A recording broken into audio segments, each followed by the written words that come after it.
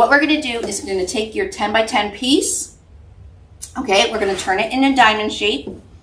Again, always top left for our serged edge, bottom right, and it's curl up. Okay, so if you let it go, it curls up on itself. What you're going to do is you're going to take that top corner that we put into a diamond shape and bring it right down to the bottom corner. Okay, again, this is a 10 by 10 piece, emerald green wide stripe. So you're making a triangle. Okay, just like that. You're going to take your bottom corner here, make sure it's all lined up as best as you can. If it's not a perfect square, you do not have to worry about it. It's fine. You're not going to be able to tell. You're then going to take the bottom corner and bring it up right to the top of this piece of mesh here. Okay, so there's the top of it, and the corner is right there. And then I'm going to flip it again. So this bottom, I'm going to flip back up to the top, and I'm going to take a clip.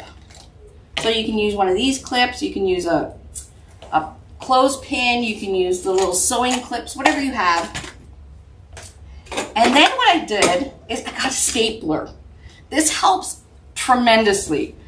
What you're going to do is when you're done clipping it in the middle, you're going to line it up, take a stapler, clip it or staple it down one end, and then you can staple it down the other end.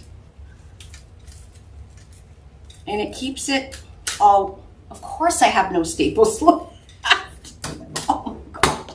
Dave, if you're watching, can you bring staples down? Because I'm a goober and didn't even check. Anyways, you can staple them. All right. And then we'll put it to the side because now we're going to do the white. Do the exact same thing. Diamond shape. It doesn't really matter if you put the serged edge at the top and bottom. Put it in a diamond shape. Bring that top corner down to the bottom corner. Make your triangle. Bring the bottom corner right up the middle. Just before here.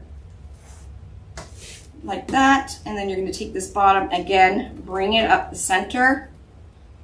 And this is where I would staple all three. But I don't have any staples. I did staple these ones. We'll just put clips. We'll pretend we stapled it. Just put a clip on here. Okay, this white is actually going to go underneath the ribbon.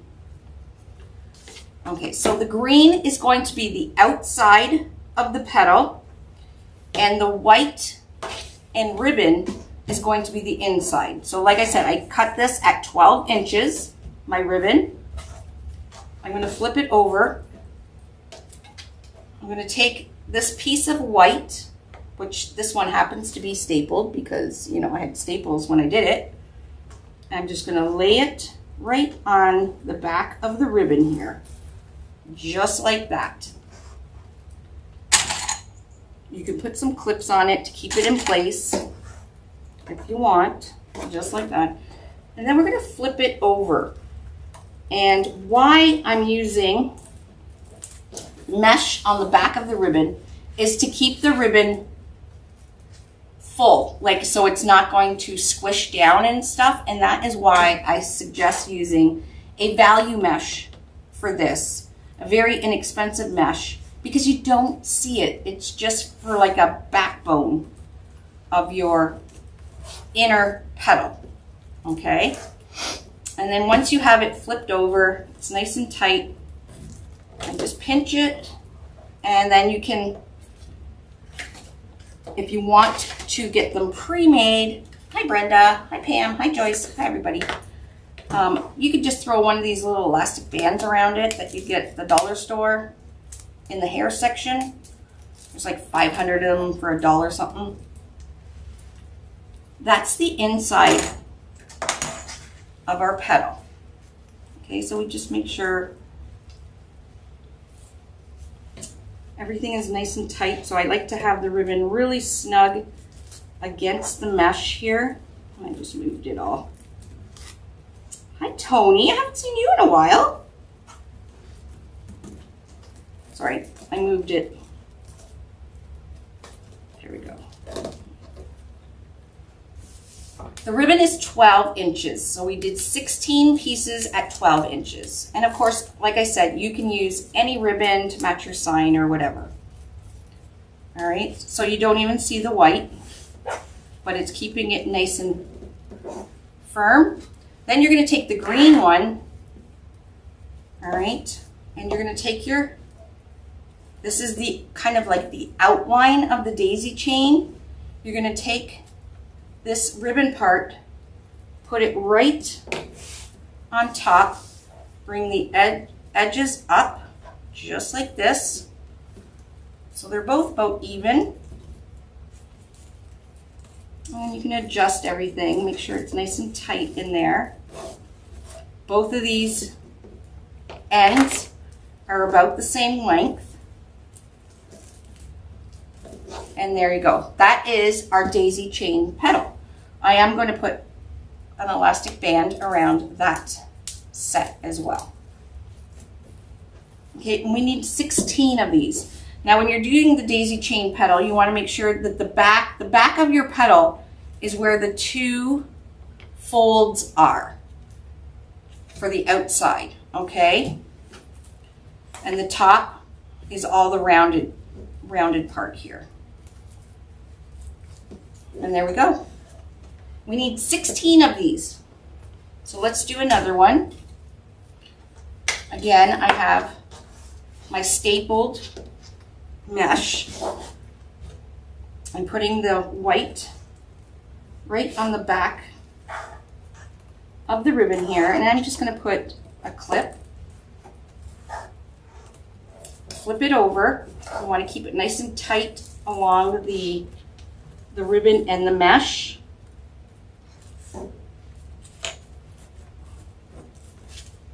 Hello, hello. Hi, Angie. I've seen you using the Crate board the other day. I didn't get to see when it was finished, but thank you for that. Yeah, this is why I bought this value mesh. So you don't have to starch your ribbon or anything, and nobody will know it's in behind. Okay, just use a cheapy, inexpensive mesh, or if you have a mesh that's really thin, you guys all know that mesh. If it's really thin, use that to do the backbone of your inner petal. So there's the inner, and again, we're going to take the green. Now I did staple the two sides here. I just make that flat. Both sides are pretty good. Just going to put this right in the middle of this green here and flip these up. Just so that both of these are about the same length. So there's the double edge. That's the bottom. I did not heat seal these, obviously, and that's why I have frays, but we don't care about the frays because once we get this sculpted, you don't see any cut edges. And then I'm gonna, again, wrap it around. Oh, really?